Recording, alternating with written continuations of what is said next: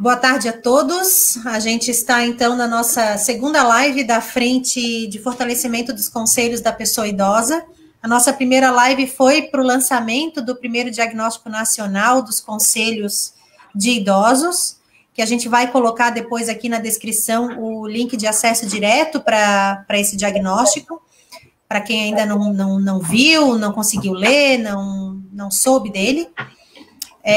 Que é um documento bastante importante e é a base até da proposta dessa live da Frente de Conselhos.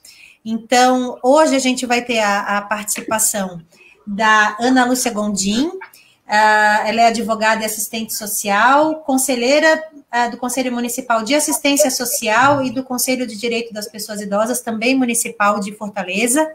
E aqui na prévia da live ela também disse, olha, eu também sou voluntária numa ILPI, Vicentina, né?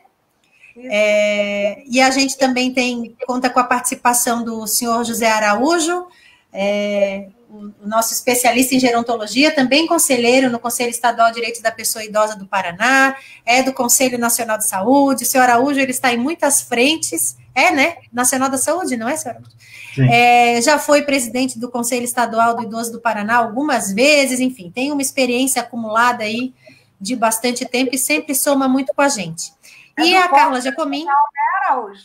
Do Fórum Nacional. É do Fórum Nacional. Ah, pois é, também. Fórum Nacional do Idoso. Ele está em todos os lados. Uhum. E a Carla Giacomin, que daqui a pouco está aparecendo aqui com a gente, que também vai falar um pouquinho da nossa atuação da frente.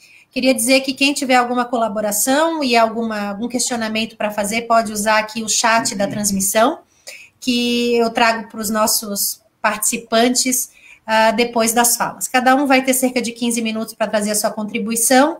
A live tem uma duração, aí uma expectativa de duração de 1 hora, ok? Ana Lúcia, então, passo a palavra para ti, para falar um pouquinho sobre a questão da independência e a hierarquia, ou a inexistência da hierarquia, entre os conselhos de direitos. Uma boa tarde. Boa tarde a todos. Eu estou muito feliz de participar desse momento, dessa live. Um pouco apertado, porque estou meio afônica, meio rouca. Mas, como falo muito alto, eu acredito que isso não vai atrapalhar, né? A gente, quando fala em conselho, como instrumento, a gente precisa falar, porque é um instrumento de controle social, né? E que é uma capacidade que a sociedade tem de intervir nas políticas públicas, interagindo com o Estado, na definição de prioridades e na elaboração de planos de ação do município, do Estado, né, e do Distrito Federal. Sendo esse controle, né, desses planos, programas, exercido pelos conselhos como mecanismo de participação popular, né, que foi instituído pela Constituição, né, de 88, para fiscalizar as ações públicas como mecanismo da democracia, concretizando a democracia participativa. A gente entende isso como a sociedade fiscalizando e controlando o Estado, eliminando aqueles tradicionais, modelos tradicionais e autoritários de gestão. Embora a gente diga que está eliminando, e esse modelo autoritário é super presente e a gente precisa fortemente, né, nos armar para combatê-los. Então, assim, é uma prática, essa questão da participação, do controle, uma prática de maior transparência das informações, da participação da sociedade no processo decisório, tornando o governo mais público, né, nos assuntos, o governo mais público e a sociedade mais atenta e mais cooperativa, né? Com isso, a gente possibilita o envolvimento da sociedade, através dos conselhos, nos assuntos públicos, evitando o autoritarismo, o isolamento autoritário do governo, com o objetivo de zelar pela melhor utilização dos recursos públicos, né? Recursos que são da sociedade e que deverão voltar para a sociedade em forma de serviços de interesse público, né? Democratizando a gestão das políticas públicas de assistência, de educação e de saúde. Quando a gente vê num contexto que nós temos conselhos nacional, estadual e municipal, mesmo não existindo formalmente a hierarquia entre eles, né? porque cada ente da federação tem leis próprias, que são atribuições próprias, que lhes são atribuídas, definidas pela lei. Mas, assim, existe na nossa cultura uma influência de que o nacional está acima do estadual, que está acima do municipal, né? Embora a gente saiba que legalmente isso não existe. Mas, assim, como o Conselho Nacional tinha por atribuição orientar e apoiar os demais conselhos, isso gerou na nossa cultura uma vamos dizer assim, uma vinculação, uma subordinação, que, assim, os conselhos têm o cuidado de legislar e deliberarem observando a legislação, observando o que delibera o Conselho Nacional e o Conselho Estadual. Então, os conselhos municipais se sentem na obrigação de não fazer nada, de não legislar nada, de não deliberar nada, que eles não acham que estejam totalmente de acordo com a deliberação do Conselho Nacional e do Estadual, que não tem nada a ver, né? Claro que a gente precisa ter vamos dizer, uma uniformidade no agir, porque somos conselhos que temos a mesma finalidade, as mesmas atribuições. O que nos difere são os âmbitos, né, de atuação que nós estamos inseridos, mas são conselhos totalmente autônomos, né, independentes. Então, assim, esses conselhos precisam entender que são espaços públicos com composição plural, paritária, que é representados pelas organizações da sociedade civil e do governo do Estado. Eles têm valores que não são apenas distintos, mas muitas vezes são antagônicos, né? E isso a gente precisa entender, que os conselhos são instrumentos privilegiados para a solução de conflitos, né? Para os embates, sendo necessário que haja muito embate, haja muito diálogo, sendo que esses diálogos precisam ser bastante publicizados, né? Para que fique claro como foi a construção de um acordo, como se chegou àquela definição, como se chegou àquela deliberação, para que a gente supere de uma vez aquela coisa de troca de favor, né? De clientelismo, de acordo, de cooptação. Isso a gente tem que se trabalhar para que isso não aconteça. Por isso que é importante que todas as ações sejam bastante públicas, né? Esse caráter deliberativo dos conselhos, que é, assim, de suma importância para o conselho, né? Porque o que adianta um conselho ser apenas consultivo? Ele dá sua opinião e ela não acrescenta nada se o Estado não quiser assumir, não quiser considerar. Apesar da deliberação, do caráter deliberativo do conselho, que é o que diz, que é o que caracteriza, que aquela decisão dada pelos conselhos é uma prerrogativa do conselho de que sua decisão deve ser observada, deve ser implementada e deve ser, implementada, que a gente sabe muito bem que isso não acontece, né? Não acontece naturalmente. Carla chegou, né? Vixe, Carla, chegou totalmente fantasiada de isolamento. Que bom ver você. E aí a gente entende que, para que muitas deliberações sejam implementadas, é possível, preciso que o Conselho provoque o Ministério Público, que, na sua condição de fiscal da lei, vem impor a obrigação que o Estado cumpra determinada lei, determinada deliberação, né? Então, isso é uma coisa que não é só porque é deliberativo, está claro que vai ser imediatamente implementado uma decisão, né? Isso não garante de jeito nenhum. Quer dizer, a gente precisa criar instrumentos jurídicos que obriguem a implementação, obriguem o acatamento do seu real significado de deliberação. É como o Estatuto do Idoso, né? Tem um monte de leis, um monte de artigos que impõem ao Estado um monte de obrigação e nenhuma sanção para o fato dele não cumprir. Então, fica nessa história, a gente avança na legislação, a gente avança na teoria, mas fica distante da prática, né? Então, se o Ministério Público não for atuante, não for parceiro, muitas deliberações ficam inócuas. Nós aqui no Ceará eu fui também do Conselho Estadual, né?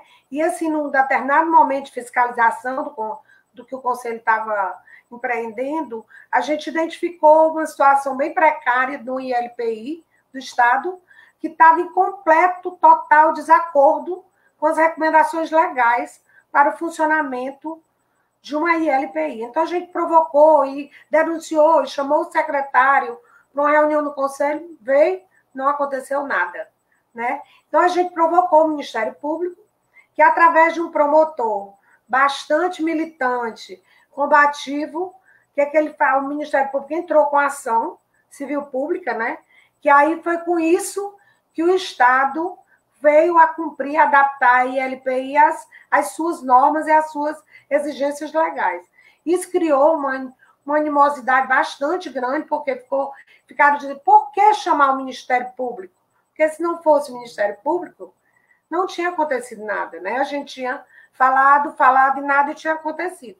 Então, assim, uma grande importância que a gente tem que ter bastante claro no Conselho é que nós temos que oportunizar ao cidadão nessa prática de participar nos processos, né? De planejamento, na formulação de política, no controle de políticas públicas, né?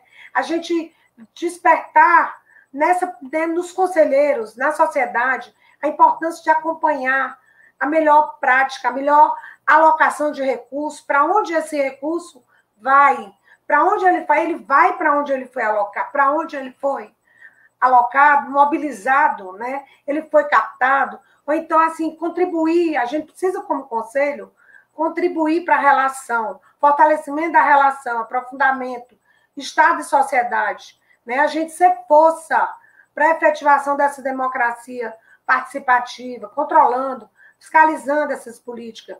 A gente, como conselho, precisa se libertar dessas práticas autoritárias, impositivas, aqueles que representam o poder, né? A gente precisa ter o exercício de favorecer a transparência nas nossas informações, né? Para que o controle seja exercido mesmo pela sociedade, né? Assim, se a gente se assumir como sujeito político, o conselheiro tem que interiorizar que ele é um sujeito político, e não um simples, ele é apenas uma peça que faz parte, né? Numa determinada situação pontual. Eu me contentar porque uma vez no mês eu vou para uma reunião e daqui um mês eu volto, né? Muitas vezes sem ter nem lembrado do que foi discutido da outra vez, do mês passado. A importância do compromisso, da continuidade, da gente ter ser canal de participação, de informação, né, de comunicação, a gente fiscalizar a execução de programas, a gente não aceitar que os programas que são realizados, coordenados aí pelo Estado, sejam de qualquer jeito, né? Muitas vezes a gente fica aceitando que as coisas aconteçam como gado, né? Como gado, a gente vai, eles chegam para a gente, aí diz assim, não, se não aprovar hoje, o recurso volta, o recurso não é liberado. Pois se no programa tal não vai sair, não vai mais acontecer, porque o Conselho não aprovou. Que não aprove, que acabe, que o programa seja extinto, que não seja aprovado, sabe?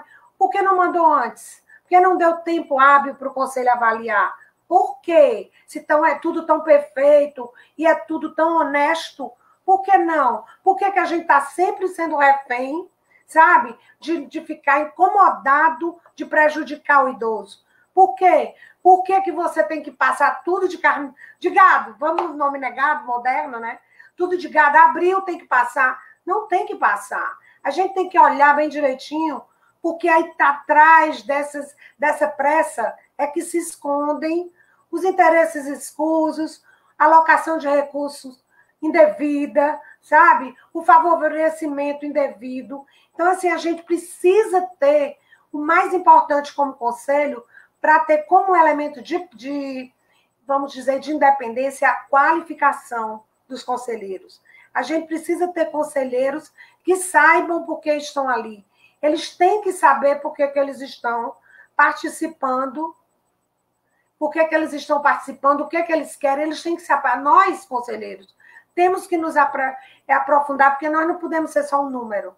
Nós temos que fazer a diferença, né?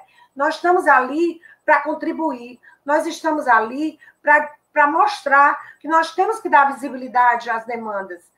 Olha, foi claro e notório como as nossas ILPIs estavam vulneráveis.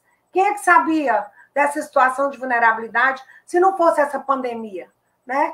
Que nos expôs de uma forma tão clara de como que nós estávamos sem apoio, sem recurso, né? Trabalhando quase que, vamos dizer, na marra. Então, se o conselheiro não tiver essa clareza, que ele precisa se aprofundar, que ele precisa se inteirar de tudo, da legislação, da realidade, os conselhos serão sempre fragilizados. Instâncias fragilizadas, instâncias manipuladas, né? Manipuladas e manipuláveis. O Estado que não respeita e não reconhece a importância do conselho, ele coloca os seus elementos, os seus representantes, pessoas desqualificadas, pessoas despreparadas, pessoas que não têm nenhum acesso à gestão, né? Então, cada vez mais, essa pessoa, por mais interesse que tenha, ela não pode se comprometer com nada, de viabilizar nada, porque ela não tem acesso. Ela não tem acesso à gestão. Então, o que vai acontecer? Nada. Então, a gente vê claramente assim, a intervenção da gestão na decisão, nas eleições dos conselhos, sabe? Mesmo com essa história, eu sou super contra que governo assuma conselho, presidência de conselho. Eu acho que quem deve assumir conselho é a sociedade. Como é que o ente controlador vai controlar eu sendo controlado? Eu sendo o ente controlado, você ente controlador. Como é que isso pode acontecer? Né? Aí, com essa história de alternância, o Estado sempre, o órgão que está vinculado, no qual o Conselho é vinculado, não quer abrir mão da presidência do Conselho. Nunca. Tem que ser presidente sempre. E quando não é presidente, quando interfere na presidência da sociedade. Agora, aqui em Fortaleza, nós tivemos uma experiência incrível. O gestor mandou pessoas da sua equipe, assistentes sociais, colegas, infelizmente, ligar para os conselheiros pedindo voto para o conselheiro da sociedade. Com qual interesse a gestão faz isso? Cadê a isonomia? A isonomia não. A isenção dessa gestão. E a isenção desse conselheiro. Quer dizer, na hora que ele é presidente, ele está na mão da gestão. E vai estar a serviço da gestão. Foi a gestão que elegeu. Então, é uma coisa que não se justifica e você vê claramente acontecendo aos olhos nus, né? Aos olhos vistos. Então, assim, é importante que a gente tenha essa clareza de que nós estamos num espaço de embate, de confronto, mas que nosso embate, nosso confronto é de ideias, não é de pessoas, né? Muita gente, eu não vou ser não, porque eu não dou para o conselho, não é a minha praia, porque eu não gosto de gente que vive batendo boca, que vive discutindo. Eu estou discutindo ideias, eu não estou... Depois daquele momento, é como nós advogados, né, Ariane? A gente, numa audiência, a gente se contrapõe, discute, mas quando a gente sai, somos todos colegas, né? Assim é o conselho. Então, assim, a gente tem que entender que o debate público tem que ser incorporado com noções de autonomia, de transparência, né? De parceria, de direito, solidariedade, de pluralidade. Isso são coisas que o Conselho não pode abrir mão. Não pode abrir mão de gestar, não pode abrir mão de difundir, né?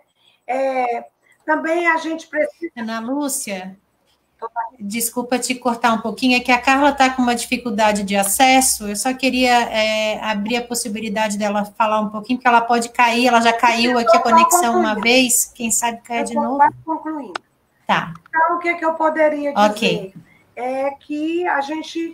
O que é que os conselhos deveriam ter orçamento próprio, né? Os conselhos não têm orçamento próprio, os conselhos não têm estrutura, não têm espaço. A gente aqui no Conselho Municipal ficou quase um ano sem visitar nenhuma entidade, porque não tinha dinheiro para comprar a bateria do carro. o combustível. E fica por isso. A Casa dos Conselhos tem uma impressora, entendeu? Então, assim, a gente percebe claramente o descaso, a falta de respeito, né? E, assim, isso eu não posso, nem quero falar para a gente, para não me alongar, não ocupar o tempo, mas é que a gente precisa ter um modelo representativo inclusivo, né? Que contemple o controle de legalidade, de execução, de administrativa, né? Que a gente, a maior, vamos dizer, dimensão do controle, que a gente influencie na agenda, que a gente entre na agenda pública, né? E eu, só para concluir, eu queria lembrar aqui uma frase do Einstein, que diz: o mundo é perigoso não por causa daqueles que fazem mal, mas por causa daqueles que veem e deixam o mal ser feito, né? Então, muitas vezes, a gente, com todas as dificuldades e os estresses próprios dos conselhos, a gente não pode deixar nunca essa luta por indiferença, por medo do embate, porque senão a coisa fica muito pior. Então, era mais ou menos isso, para não atropelar muito. Carla, sua voz, essa Carla guerreira, querida, combativa, né? Vamos ouvi-la, Carla. É um prazer. Eu acho que a Carla travou de novo. Essas conexões online, elas são, às vezes a gente se prende aqui, mas eu queria pontuar algumas falas. Acho quase tudo. Eu queria apontar algumas falas da Ana Lúcia, enquanto a Carla consegue fazer a conexão dela de volta, como a gente traz essas questões que você aborda aqui no nosso próprio diagnóstico. Ele coloca lá, ele apresenta que os conselhos municipais não têm estrutura mínima física, não têm estrutura mínima de pessoal, né? E quando a gente pergunta se os conselheiros, quem que participa das plenárias, se é conselheiro... A Carla voltou? Carla, eu vou te dar a palavra, porque para evitar que a tua conexão caia novamente. Mas ela está no lugar que está pronto. Vamos lá, Carla. Aproveitar a tua conexão.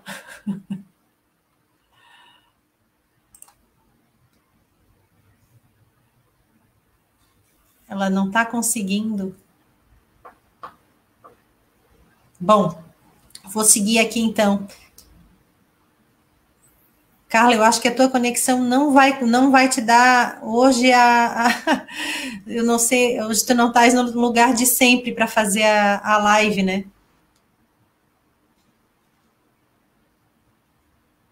Não. Bom, só retomando aqui, o que a Ana Lúcia traz talvez seja uma confusão dos conselhos, até com a questão da organização federativa, né? É que agora vai, Carla?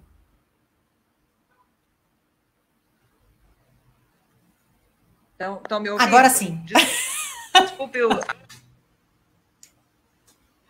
Mas ainda pipoca. Eu não estou na minha residência, onde eu geralmente faço, ainda pipoca. Pois é, por isso corro. Eu acho que eu estou igual aos conselhos.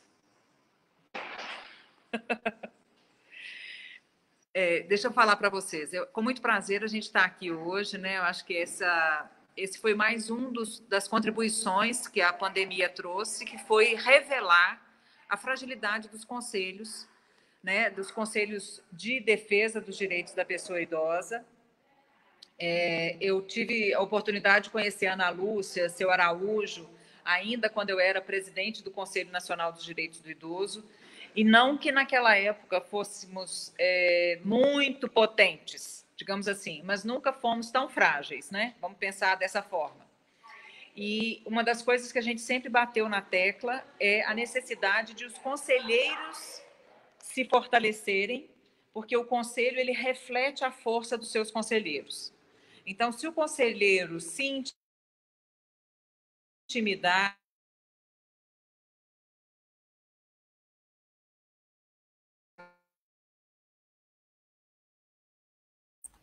de novo a conexão tá voltando. Mas, enfim, eu queria retomar aqui a minha fala sobre talvez essa confusão dos conselheiros com essa organização federativa que a gente tem, né, em determinadas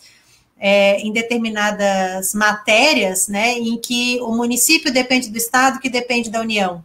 E aqui, para conselhos, não existe isso. Cada conselho, ele é independente, e o que a Carla estava falando ali, que a conexão cortou, é sobre a necessidade que a gente tem, e que ficou tão claro agora na pandemia, né, de que a gente construa base sólida para os conselhos. E essa base sólida, ela vem através dos conselheiros, né?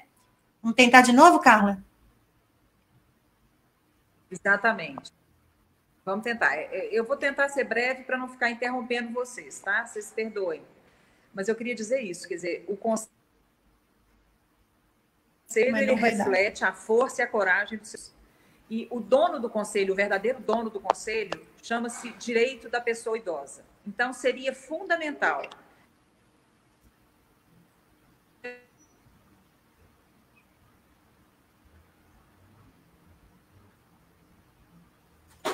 a conexão não vai ficar firme, eu acho. Mas, enfim, como eu já participei de algumas lives com a Carla, e a gente está aí sempre debatendo na frente, acho que eu consigo passar um pouquinho, pelo menos, da visão que ela tem e que é compartilhada com todos nós, né? A necessidade da gente fazer uma base sólida para os conselhos através da capacitação dos conselheiros. A gente sabe que existem conselhos muito pequenos, em situações muito distantes da nossa aqui, né? Eu do Conselho Estadual de Santa Catarina, nem me apresentei, mas eu do Conselho Estadual de Santa Catarina, Ana Lúcia lá de Fortaleza, o seu José Araújo do Paraná, a gente tem ainda uma estrutura, mas se a gente pensa em conselhos menores, como é que ficam esses conselheiros? Muitas vezes os conselheiros são pinçados, eles são pescados na sociedade para vir compor o conselho, e chegam ali que eles caem de paraquedas. Eu tenho conhecimento de municípios aqui em Santa Catarina que a mesma pessoa que compõe o Conselho do Idoso, ela está no Conselho da Mulher, ela está no Conselho da Criança e Adolescente, ela está no Antidrogas, ela está em todos, porque não tem sociedade civil suficiente, né? Ou não tem sociedade civil com interesse, né, em participar dessas frentes de discussão. E quando vem, não conseguem compreender a magnitude da necessidade do seu trabalho. Acham que é só ir na plenária. E uma outra questão que a Ana Lúcia aponta, e que eu vou passar para o seu José Araújo, já que ele fala também sobre isso, é muito fácil a gestão, né, estadual, municipal, mandar algo para o conselho para ser deliberado e votado em 48 horas, em 15 dias, sem considerar a agenda do conselho. Porque o conselho geralmente se reúne em uma plenária mensal, depois os grupos de trabalho se reúnem, né, conforme vem a demanda, e aí mandar algo para ser definido, sem passar por plenária, sem passar por uma discussão longa, ou sem dar tempo para isso, né, responda em 24 horas. Eu sempre sugiro que retorna o pedido com um ofício dizendo, você me mandou hoje, eu não consigo responder até amanhã, registra isso, e quando vier a plenária, registra em ata, porque os conselheiros são responsáveis por essa demanda que vem, mesmo que em 24 horas. Então, ele tem que dar o retorno para dizer, eu não fiz porque você não me deu tempo hábil, né? A gente precisa aprender a construir defesa, né? Eu e a Ana Lúcia aqui como advogada, a gente sempre sabe, a gente tem que trabalhar construindo defesa. Então, quando a coisa vem sem o tempo prévio, né, sem o tempo mínimo, a gente tem que voltar para a pessoa e dizer, calma lá, não fiz, não foi por minha culpa. Não fiz porque vocês não me deixaram fazer. Né? E começar a tornar isso público. De alguma forma, isso tem que ir para fora. A gente trabalha a gente para a gente mesmo, né? Os conselhos ainda trabalham muito fechadinhos. Mas, enfim, eu não vou me alongar. Eu prometi que hoje eu só ia ficar aqui de bate-bola. Eu vou passar a palavra para o seu José Araújo e depois a gente faz uma conversa entre nós três. Pode ser? Seu José Araújo vai falar para nós um pouquinho sobre os fundos e a independência que a gente deveria ter dentro dos conselhos com relação ao gerenciamento desses fundos. É com você, meu querido. Boa tarde a todos e a todas que nos ouvem aí, nos veem pelos meios de comunicação social. Queria cumprimentar a Ana Lúcia, a Ariane, a doutora Carla, que infelizmente está com uma internet ruim. Esse é um dos grandes problemas nossos da atualidade, né? Porque tem muita gente usando a internet e aí ela acaba ficando fraca para todo mundo. Mas, então, vamos lá. Eu vou falar um pouquinho sobre a função deliberativa do Conselho. E eu gostaria de iniciar na Constituição Cidadã de 88, quando no artigo 1º, ela diz: a República Federativa do Brasil, formada pela união insolúvel dos estados e municípios e do Distrito Federal, constitui-se em Estado democrático de direito e tem como fundamentos. E aí vem os fundamentos, mas eu quero ir direto para o parágrafo 1º, do artigo 1º, parágrafo único, que diz: todo poder emana do povo, que o exerce por meio de representantes eleitos ou diretamente, nos termos dessa Constituição. E aí, gente, nesse advérbio diretamente, é que nos encontramos os conselhos, os conselheiros. Nós fomos colocados, veja só a importância que o legislador deu para os conselhos. Nós fomos colocados no 1º artigo da Constituição, lá no parágrafo único. Então, acho que por aqui a gente já pode ter uma ideia da importância que nós devíamos ter e não estamos tendo. Nós precisamos falar isso com todas as letras, gritar para todo lado, que nós temos um crescimento, né, um nascimento, um crescimento dentro da própria Constituição. Claro, e depois a gente vai lá para a Lei 8842, de 94, veja só, 88 foi a Constituição, 94 é que surgiu a primeira lei, que dispõe sobre a política nacional do idoso e cria o Conselho Nacional do Idoso, além de dar outras providências. E ela diz o seguinte: no artigo 6º, os conselhos nacional, estaduais, do Distrito Federal e municipais do idoso serão órgãos permanentes, paritários e deliberativos, compostos por igual número de representantes dos órgãos e entidade pública e de organizações representativas da sociedade civil ligada à área. Esse é o artigo 6º. E se nós formos para o artigo 7º, ele complementa essa deliberação dizendo o seguinte: diz o artigo 7 que compete aos conselhos, que trata o artigo 6 dessa lei, a supervisão, o acompanhamento, a fiscalização e avaliação da política nacional do idoso, no âmbito de suas respectivas instâncias político-administrativas. Ou seja, além de serem deliberativos, os conselhos, eles são também fiscalizadores, acompanhadores e avaliadores da política do seu âmbito com relação à pessoa idosa. Dessa forma, gente, nenhum conselho da pessoa idosa pode ser criado legalmente se não constar da lei a obrigatoriedade de ser deliberativo. Se existe algum conselho a nível nacional do idoso que não é deliberativo, está contrariando toda a legislação que nós já citamos. Pois é lamentável que justamente aí em Santa Catarina, mas nós vamos resolver isso logo, logo, se Deus quiser, né? Em função do que eu já expus até agora, falar das deliberações do plenário. As deliberações do plenário, portanto, obrigam, por ele ser deliberativo, e ele não ter que prestar conta para ninguém, a não ser para a legislação, e aqui é bom deixar claro que o Conselho não pode deliberar contra a legislação. Então, se a legislação já existe, está posta, o Conselho não pode deliberar contra. Então, essa era até uma dúvida de alguns conselheiros aqui do Paraná. Não podemos. Tem uma lei municipal que diz isso, nós só podemos trabalhar dentro dessa lei. Então, nós precisamos ter legalidade nas nossas deliberações, e elas vão obrigar todo mundo a cumprir.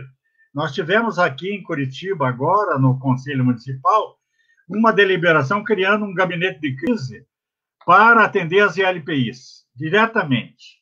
E aí a gente colocou o gabinete do prefeito, a Secretaria de Saúde, a Secretaria de Assistência Social, etc., etc. E aí o jurídico da prefeitura veio nos contestar se nós teríamos direito de estar determinando ao prefeito o que fazer. Eu falei assim, quem está determinando o que nós devemos ou não fazer é a lei que o prefeito assinou, promulgou. E lá está escrito, no artigo 1º isso, no artigo 3º isso, no artigo 4º isso. Então, Eu acho que o procurador devia ler a lei antes de vir nos questionar.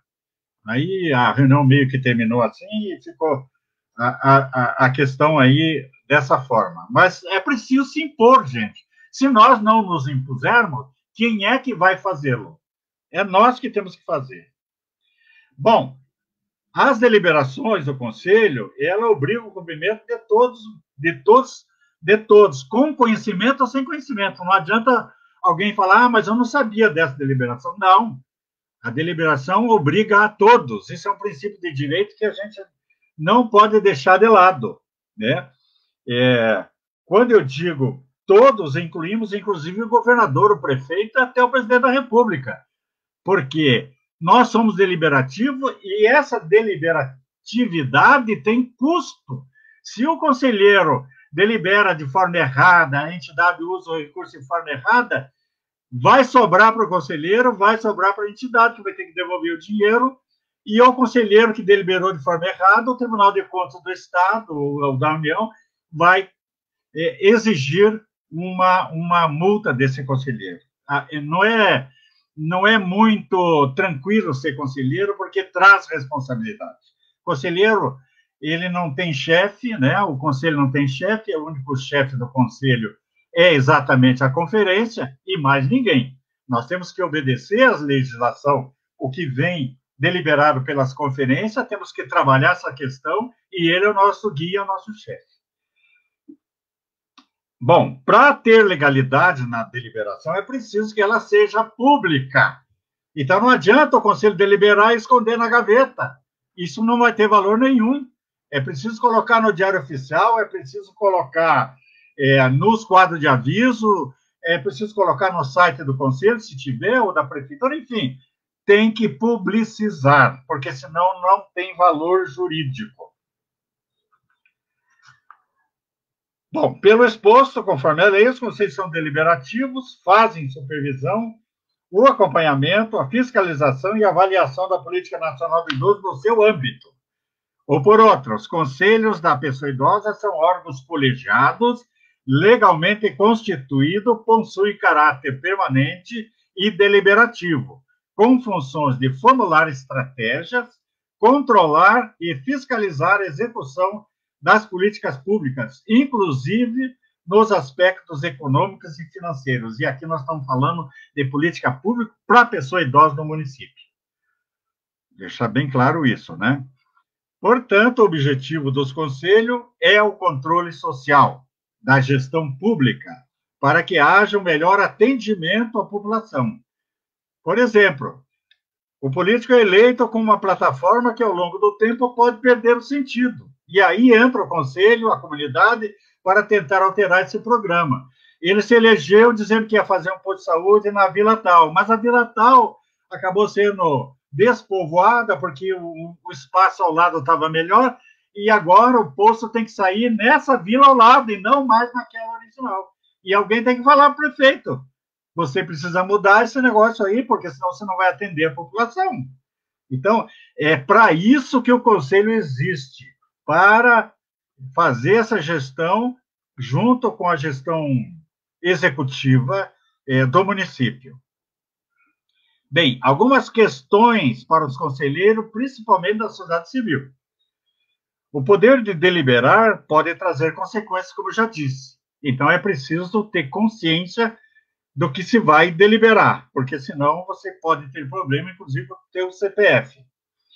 Outra coisa, a decisão do conselheiro, embora seja política, deve estar baseada em informações da área técnica, ou do governo, ou da sociedade civil, aquelas entidades que têm possibilidade de fornecer ao seu conselheiro as informações técnicas necessárias para subsidiar a decisão política do conselheiro.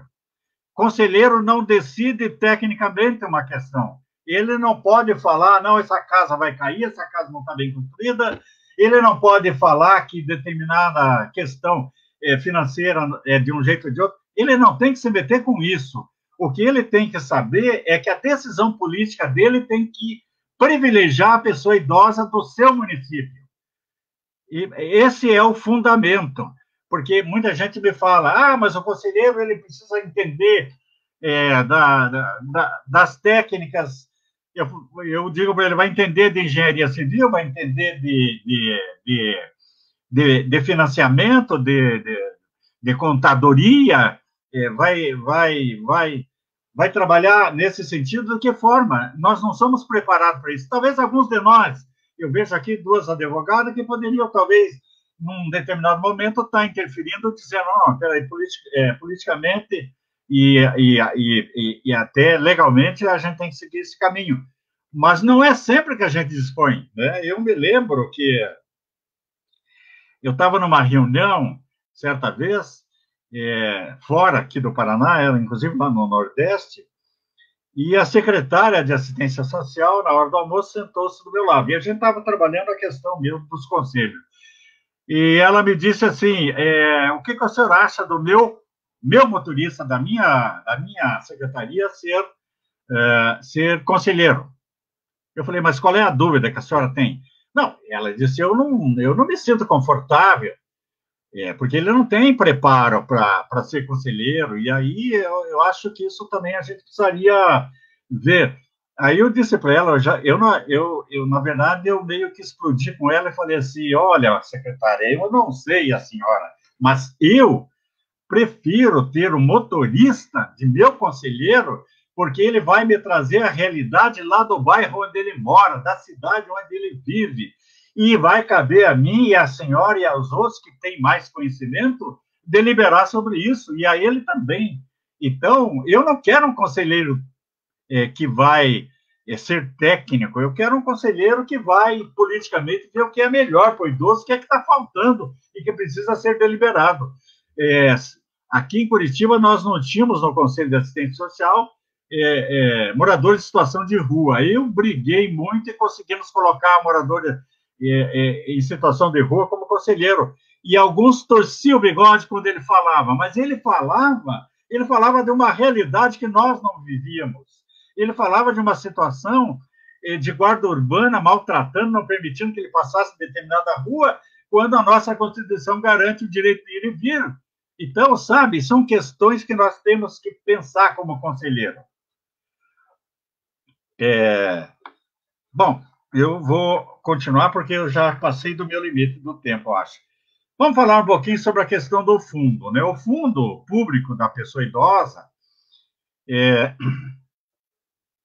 com a criação do fundo, o Conselho passou a ter um funcionamento muito mais completo, né? Ele ficou com o seu funcionamento bem robusto. Por quê? Porque agora, com os recursos do fundo, a plenária pode julgar mais benéfico com esses recursos que vai atingir a maior parte das pessoas idosas. Isso sem interferência do executivo. Lembre-se, o conselho é autônomo, ele não tem chefe, exceto pela conferência. A questão do fundo da pessoa idosa traz algumas questões para análise. É preciso uma deliberação do Conselho definindo onde os recursos do fundo podem ser utilizados. Porque se você não tem isso, você não tem como deliberar o uso do recurso. E vai ter que cada vez estar deliberando. Então, é bom já ter. Você tem uma lei que diz quais são as fontes de financiamento do fundo. Depois você tem um decreto regulamentador dessas fontes. Mas você não tem no decreto, na lei, muitas vezes, a maior parte das vezes, a definição de onde gastar o dinheiro, porque, aliás, é uma atribuição do Conselho. O Conselho é que vai definir onde ele deve gastar os recursos que tiver no fundo. Bom, então é preciso uma deliberação do Conselho definindo onde os recursos podem ser utilizados. É preciso também aprovar um edital abrindo a possibilidade das entidades acessarem o fundo através de projetos a serem avaliados pelo Conselho. Porque as entidades podem ter lá um fomento, né, e que o Executivo precisa conhecer e o Conselho precisa conhecer. Né? Com a Lei 13.019, a gente tem 2 ou 3 formas de contratação com a sociedade civil. Uma delas é o fomento, que a entidade apresenta um projeto, a outra é o chamamento, que o órgão público apresenta uma necessidade para que seja coberto pela sociedade civil. E ainda tem o termo de cooperação técnica, que não envolve recurso, mas também faz parte de uma contratação. Bom, a partir da criação do fundo, houve uma corrida das entidades para serem conselheiras, para poder acessar com mais facilidade os recursos. Isso aqui é uma questão que nós precisamos analisar dentro do conselho, porque se antes era difícil encontrar conselheiros, né?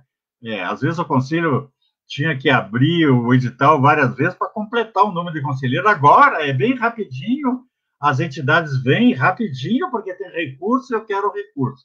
A gente precisa trabalhar essa questão porque eu não devo ser conselheiro para usar recurso do fundo na minha entidade. Aliás, a minha entidade, a minha presidência, eu sou secretário-geral da minha entidade, né? Eu tenho uma presidência, tenho uma diretoria, eu sou secretário-geral, e quando eu fui destinado para ser conselheiro representando a entidade, eu fiz uma carta de demissão, assinei e deixei com o presidente sem data.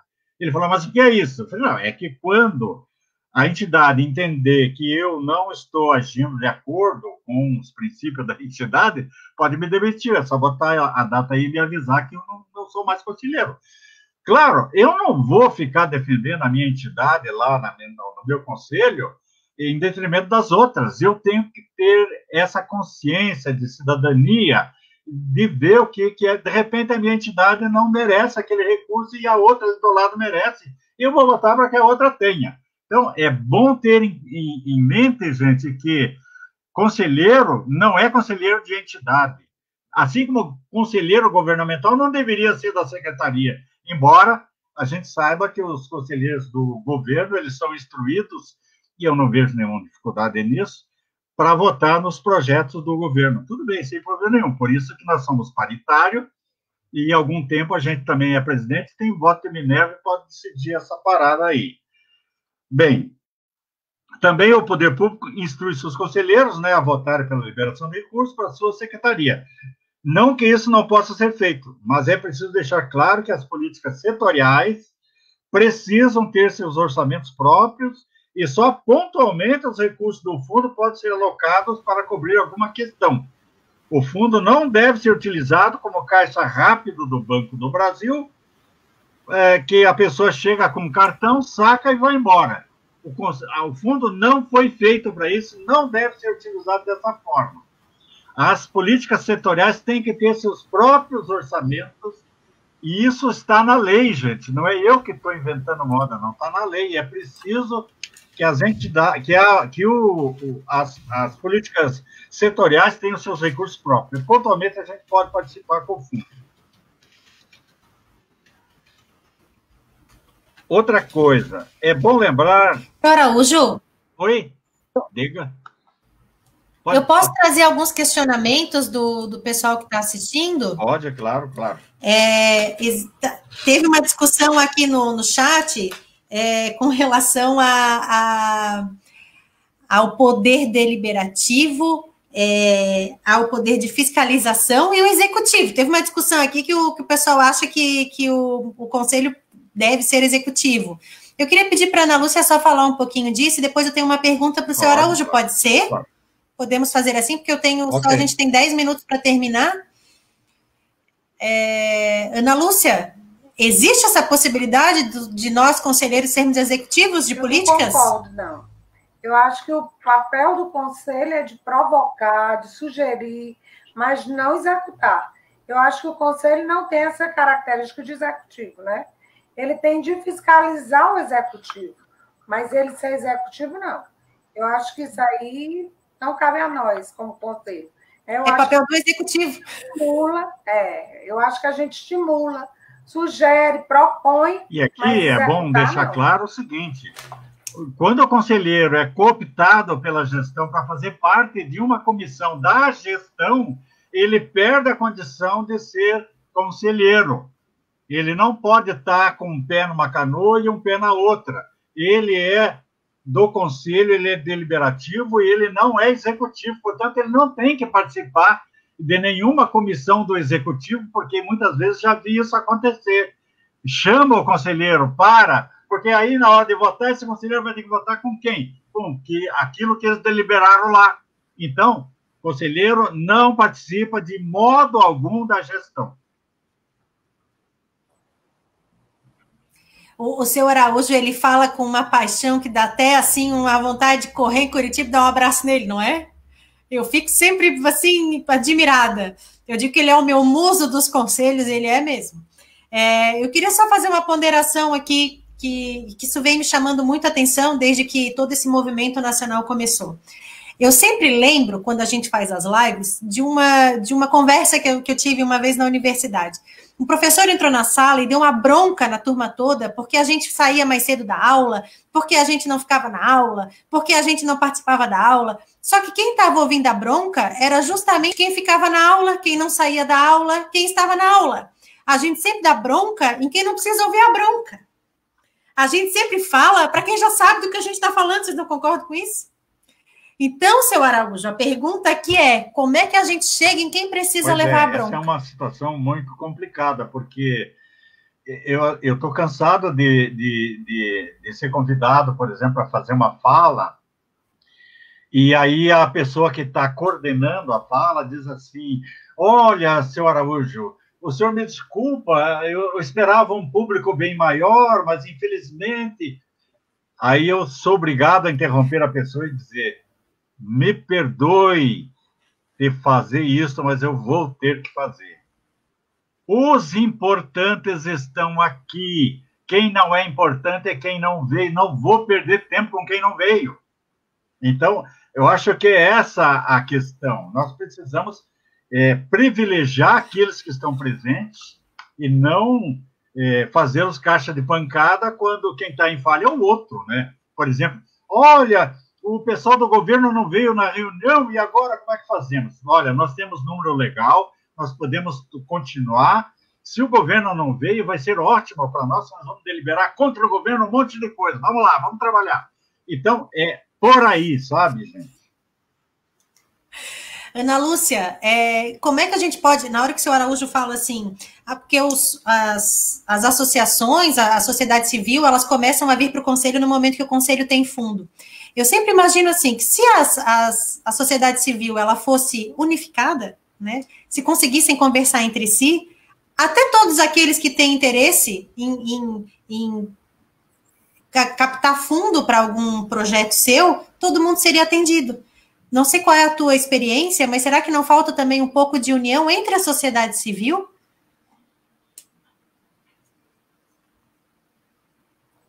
Eu não sei se seria desunião, né? Eu acho assim, que a gente, na nossa realidade, aquelas entidades que têm mais organização, que tem mais, porque assim, no nosso, a gente fica captando o que a gente pega no fundo. A gente pede um certificado para captar o recurso, né? Quer dizer, quem vai correr atrás do recurso é a entidade. Então, assim, no nossa experiência, a gente tem percebido que são sempre as mesmas que captam recurso, né? Aquelas que têm maior organização.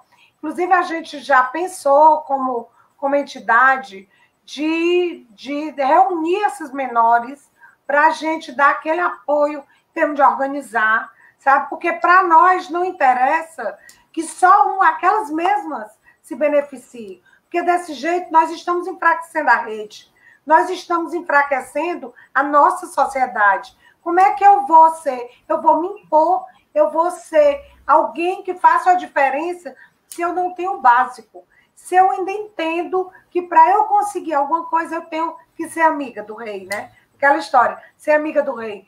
Então, assim, isso para nós tem sido uma preocupação da gente capacitar essa rede, sabe? Até porque eu já fui do Conselho Estadual, do Municipal é a segunda vez, no Estadual também fui 2 vezes, presidi os dois, eu presidi o Municipal e presidi o Estadual, né?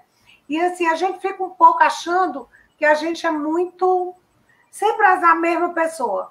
Mas, assim, é tão complicado numa entidade que tem poucas pessoas, assim, mais disponíveis para esse tipo de atividade.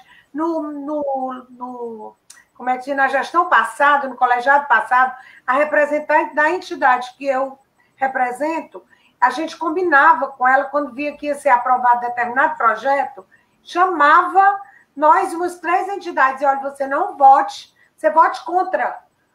Aí, no outro dia, ela votava a favor. Quando eu via, ai, votei, porque minha filha era só eu que ia ser contra. Meu Deus, está na ata que a entidade foi contra. Não, eu não acho isso, não. Então, assim, a gente precisa desse fórum. Eu digo, não, eu vou voltar, porque senão a gente vai sujar a nossa imagem de entidade, assim, que é mais, como é que a gente diz, mais vigilante, né? Porque, quer dizer, deixa eu passar tudo, porque eu não quero me incompatibilizar, porque eu não quero discutir. Não, eu não vou falar isso quando a gente começa a discutir. Não, eu não vou falar, porque o coordenador da política é do Conselho. Ele era, até a gestão passada, presidente do Conselho. Então, eu não vou me colocar para não criar um clima desagradável, porque quando eu precisar, ele não vai facilitar. Então, essa política do toma lá da cá, né? Essa troca, essa coisa de compadrio é que a gente tem que acabar. Tem que acabar, senão a gente não avança. A gente tem que ter a consciência que o nosso trabalho é de suma importância. Nós estamos exercendo uma cidadania que nos é garantida pela lei maior, né? Que é a Constituição. Então, por que eu tenho que fazer concessões esdrúxulas, né? Concessões a gente faz em todo acordo. Eu recuo para ganhar lá na frente. Mas coisas que vão diminuir a minha militância, que vão diminuir a força da sociedade, a minha chance de fazer diferente, a minha chance de do idoso ser protagonista, por que eu vou, né?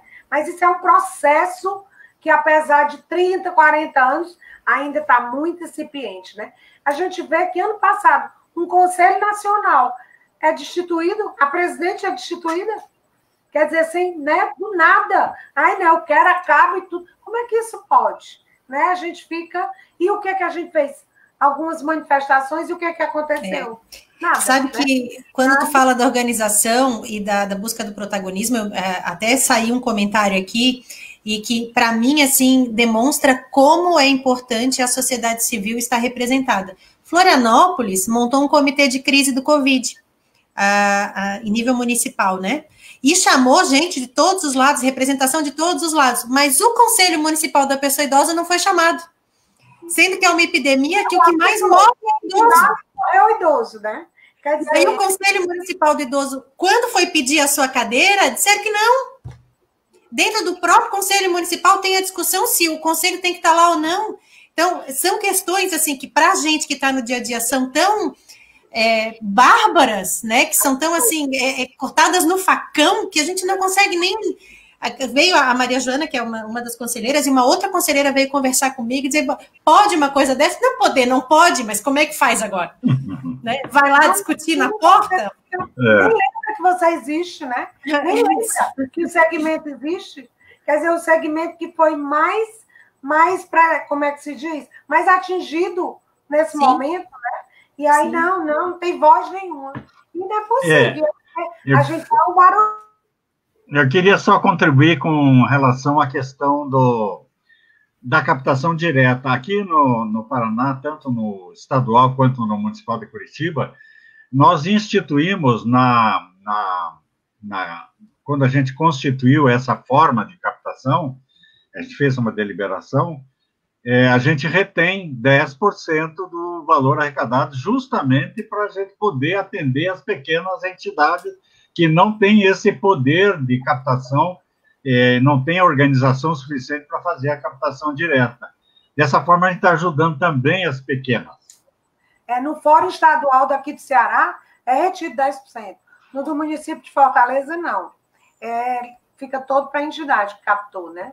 E, assim, a gente fica vendo que acaba ficando concentrado numa mão de uma minoria, né? Aquela que é mais forte, que leva mais recursos. Né? E aquela que o Estado está por trás, é aquela que o poder público elege para captar para ele, para o programa dele. Isso é que eu acho pior. É uma entidade ser a captadora do município, Como é que pode? Você vê que aquele ali, o fundo, é um espaço da sociedade, é um espaço de captação de recursos da sociedade, para fortalecer a sociedade. Como é que eu arranjo uma entidade da sociedade para captar para o Estado? Eu acho isso um total desvio de finalidade. Total, eu acho. E a questão vai ser sempre uma luta muito grande, e é bom deixar claro isso, porque senão dá a impressão que está tudo resolvido, está tudo acertado. Não tem nada resolvido, não tem nada acertado. Os conselhos são um peso e que tem como contrapeso o executivo. Então, a gente vai estar sempre nesse balanço aí, entendeu? É uma luta constante, porque quem ganha uma eleição, ele fala para você, eu ganhei a eleição, vou fazer do jeito que eu quiser. Aí você diz, não, mas nós temos na Constituição que a gente tem que interferir nisso. Então, esse diálogo com o Conselho e a gestão tem que existir. Eu não estou aqui, de forma nenhuma, propagando uma disputa entre o Conselho e o Executivo. Pelo contrário, nós precisamos trabalhar juntos, eu preciso dialogar com o Executivo e o Executivo precisa dialogar com o Conselho para a gente poder fazer aquilo que melhor vai atender as pessoas idosas do nosso ambiente, do nosso ente.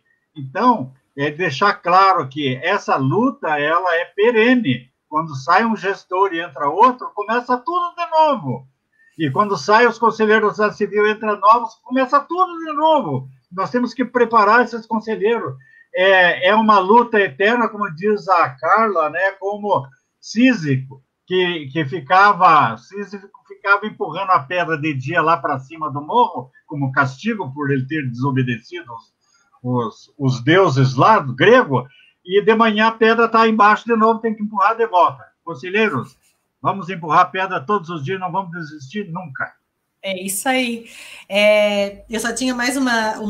Quando eu falei lá na União, na verdade, a palavra que eu tinha anotado aqui era articulação. A gente precisa se articular, né? E aí vem os exemplos que o José Araújo e a Ana Lúcia falam.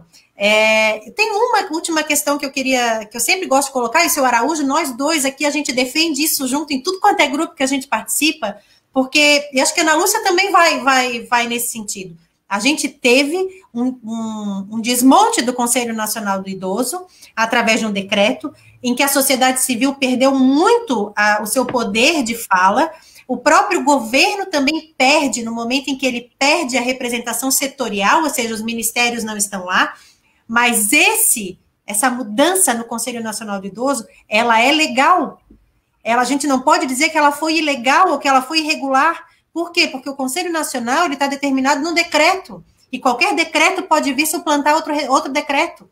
Então, aqui a dica principal se existem conselhos municipais formados por decreto, a bandeira número 1 desse conselho municipal deve ser transformar esse decreto em lei, porque para tirar uma lei, só outra lei, e aí a tramitação é mais difícil, né? Então, assim, hoje o que acontece no Conselho Nacional do Direito à Pessoa Idosa aconteceu com regra e aconteceu com base jurídica. A gente não pode dizer que não.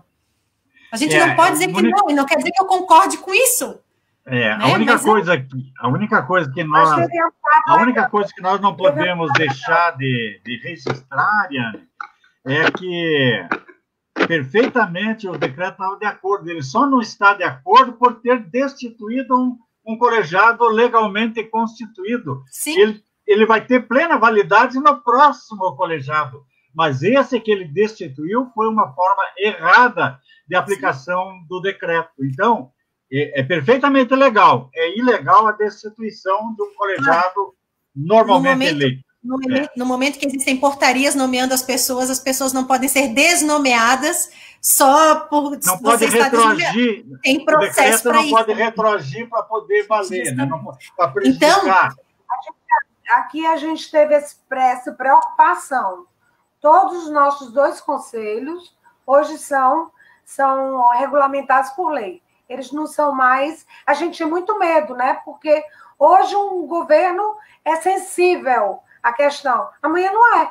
Então, eles, com todo o amparo, a força de lei, aprontam, né? Fazem o que querem, vivem tentando, é um embate, é um desgaste, é porque a gente faz de conta que não está se incomodando.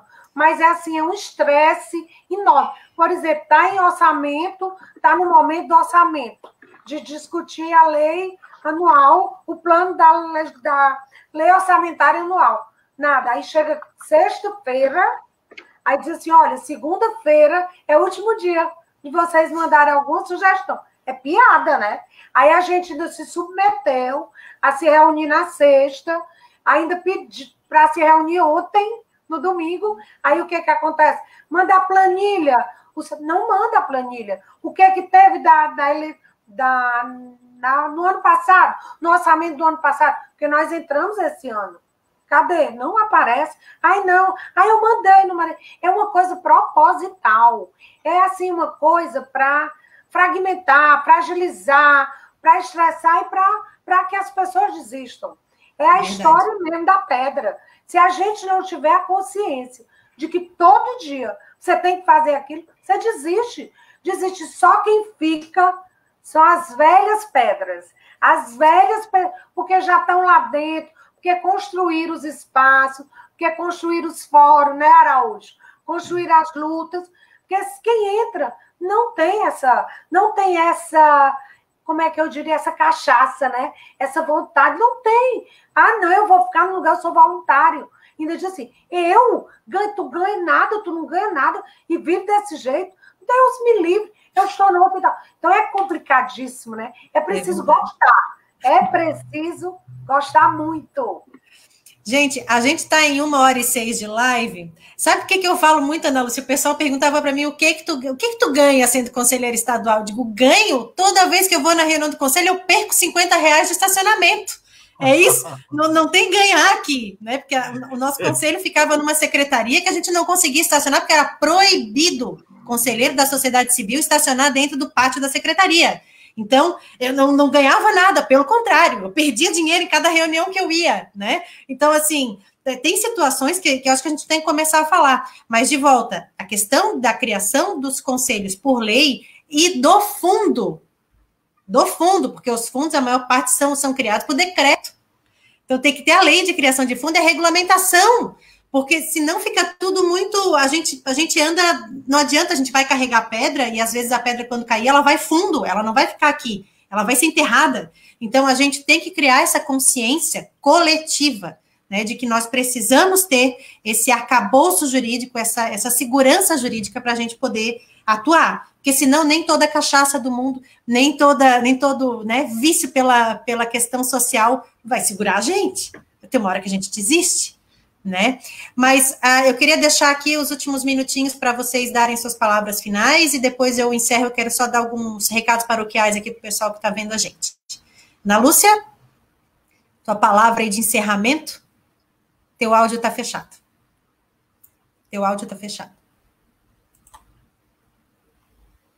Você precisa... Foi ótimo, mais um momento, né, de partilha, de aprendizado. Foi uma pena a gente ter se privado da fala da Carla, tão pertinente, né, tão aguerrida, mas eu acho que nós estamos ainda muito distantes do patamar que a gente deseja estar, né, enquanto sociedade, enquanto militância. Mas, assim, a gente, quando olha para trás e vê que está no lugar que está, a gente acha que já andou bastante, né? Claro que muitos momentos nos desanimam com o comportamento de alguns gestores que não respeitam, desconhecem a legislação, que é arrogante, que acha que pode tudo. Mas, assim, depois, quando a gente analisa, a gente percebe que essa pessoa é frágil, né? Essa administração é frágil, porque cidadania é o cumprimento da lei, é o respeito das instituições, né? E dos espaços democráticos. Então, quem não respeita a democracia e quem não vive em democracia não tem direito a ser chamado de cidadão, né? Então, a gente luta por isso, por essa cidadania, e a gente está junto para construir sempre essa sociedade justa para todas as idades, né? E que o idoso possa ter o protagonismo que ele merece. Foi ótimo, prazer. E obrigada aqui pelo momento. Seu Araújo? Ariane, te conhecer, né? Eu não tinha te conhecido. Não. Foi rever, só rever, né, Araújo? A gente já se conhece. Obrigado, um abraço para você. Obrigada. Seu Araújo, as suas palavras finais neste dia, né? Eu queria aproveitar e dizer que eu sempre fico com a impressão, né, de estar trabalhando em causa própria, né, porque tenho 76 anos, no dia 13 de setembro, está bem pertinho, vou fazer 77, mas eu vejo que eu, inclusive, não teria coragem de receber a minha aposentadoria no final do mês se eu não fizesse nada pelo outro. Eu preciso fazer, eu vou fazer isso até morrer, porque é uma questão de cidadania para com esse país que nós tanto amamos, né, que é tão judiado por alguns, mas é a nossa pátria querida. Eu já morei no exterior por alguns 2 anos e a saudade de voltar era tão grande que eu acabei rompendo o contrato, voltando embora. Por quê? Porque esse aqui é o meu país, eu adoro esse meu país e eu vou brigar sempre por ele. Eu queria dar uma última informação, dizendo o seguinte: em 2019, o imposto de renda arrecadou 400 milhões que poderiam ser de fundos de pessoas físicas e 1.600.000, ou seja, 1,6 bilhões de pessoas jurídicas que poderiam ter ido para fundos. Em 2019, só foram para os fundos 82 milhões de reais. Ou seja, nós deixamos de encaminhar para os fundos 1,5 bilhão de reais. Olha o potencial que os conselhos municipais, estaduais e o nacional têm de arrecadação. Tem dinheiro para todo mundo sobrando. É bom conversar aí com o seu pessoal, se é Estado, com o seu governador, para que ele mande que as empresas estatais e de economia mista do Estado depositem 1% no fundo. Se for de prefeitura, que também tenha entidades, empresas de economia mistas e estatais, que também destine esse dinheiro para o fundo. E lembrar que o fundo do idoso não concorre com o da criança. Cada um pode levar de cada um de nós 1% das pessoas jurídicas e 1% das pessoas físicas, 6% das pessoas físicas, sem um atrapalhar o outro. Pode ser a mesma quantia para os dois. Então, vamos trabalhar juntos, vamos fazer campanhas. E, por último, dizer que no Paraná nós temos 399 municípios e a situação é a seguinte hoje: 392 conselhos municipais. 290 desses conselhos têm plano municipal. 360 desses conselhos têm fundo municipal. Não resta a menor dúvida que o município precisa ter um CPF, Conselho, Plano e Fundo, para poder receber recurso do Conselho Estadual e do Conselho Nacional. Obrigado, gente. Fico à disposição para continuar o diálogo quando for possível. Um abraço, um beijo grande para todos. Eu queria fazer uma correção, porque a Maria Joana está aqui no WhatsApp. Eu acho que na hora que eu falei, não me fiz entender. O Conselho Nacional ele foi criado por lei, né? O decreto de regulamentação, a regulamentação dele que veio por decreto. E por conta desse decreto é que foi dada essa baixa no Conselho Nacional. Eu queria deixar aqui, como recados paroquiais, nós temos, né, esse primeiro diagnóstico nacional dos conselhos. Se você vai aqui na entrada do nosso perfil no Facebook, tem o link de acesso para esse diagnóstico. A gente está com a segunda etapa de coleta de informações para a gente fazer a ampliação do diagnóstico. Então, os municípios que não preencheram, o Conselho Municipal que não participou, fica o nosso convite, o nosso apelo para participarem, porque o CNDI aponta que nós temos cerca de 1.400 ou 1.600 conselhos municipais no Brasil, e a gente sabe que não é, né? Então, a gente tem que provar por A mais B que não é, que nós somos mais, né? A Frente Nacional de Fortalecimento de Conselhos está no Facebook, está no Instagram, a gente tem ali também no nosso perfil, todos os links que nós temos hoje aberto. Nós estamos elaborando o nosso site. A Marcela colocou ali no chat. A nossa ideia, a nossa proposta inicial é de uma live a cada 15 dias, com base nesse diagnóstico.